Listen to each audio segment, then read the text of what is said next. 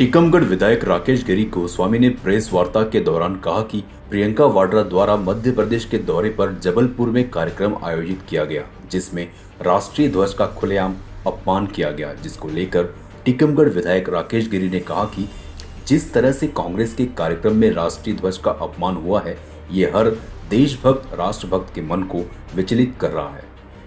इस देश के लिए महात्मा गांधी के साथ कई देशभक्तों ने अपना सर्वस्व न्यौछावर किया, लेकिन आज उसी तिरंगे का अपमान नकली गांधी के समर्थन में मध्य प्रदेश के कांग्रेस के समायोजन में हो रहा है। सत्ता की भूख मिटाने की यह कांग्रेस की नाकाम कोशिश है, लेकिन इस प्रकार के संस्कार की उम्मीद कांग्रेस से नहीं की जा सकती। चुनाव आते ही हिंदू और मंदिर दिखाई देते हैं और उसके पहले कुछ नजर नहीं आता।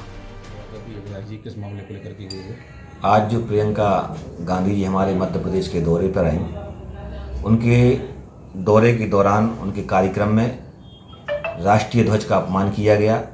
जगह जगह कचड़े के ढेर पर राष्ट्रीय ध्वज पड़ा मिला। तो निश्चित तौर पर कांग्रेस हमेशा अपने आप को और गांधी परिवार अपने आप को देश से ऊपर मानता है, लेकिन देश देश होता है और देश का जो झंडा है वो अपनी जगह इसका स्थान होता है। लेकिन उनके इस कार्यक्रम में तिरंगे का अपमान, ध्वज का अपमान इस देश का अपमान है। और जब जब चुनाव पास आते हैं तब तब कांग्रेस को मंदिर हिंदू नजर आते हैं। आज नर्मदा की उनके द्वारा जो आरती की गई है, उस आरती में भी देखने को मिला है कि आरती भी ठीक ढंग से नहीं कर पाई। भगवान को आरती देने के पहले स्वयं उन्होंने आरती ली है। तो इससे ये पता चलता है कि यह सब चुनावी स्टंट है। मैं तो यह कहना चाहता हूं कि यह हिंदू नहीं, चुनावी हिंदू है। इसलिए मैं आप सबको बताना चाहता हूं कि कांग्रेस केवल जनता को गुमराह करने का काम करती है। 15 महीने में जब कांग्रेस की सरकार रही है, इस प्रदेश में जो कांग्रेस की सरकार आई थी वो भी छलावे की सरकार आई थी। किसानों को छलने का काम किया, बेरोजगारों को छलने का काम किया, युवाओं को छलने का काम किया। कांग्रेस ने वादा किया था कि हम 10 दिन के अंदर सरकार आते ही किसानों का कर्जा माफ़ कर देंगे। राहुल गांधी जी ने घोषणा की थी, लेकिन आज 15 महीने कांग्रेस की सरकार रही, किसी किसान का कर्जा माफ़ नहीं कर पाई। और भारतीय जनता पार्टी शासनकाल में जितनी भी जन कल्याणकारी योजनाएं चलती थीं उनको बंद करने का काम कांग्रेस की सरकार ने किया है।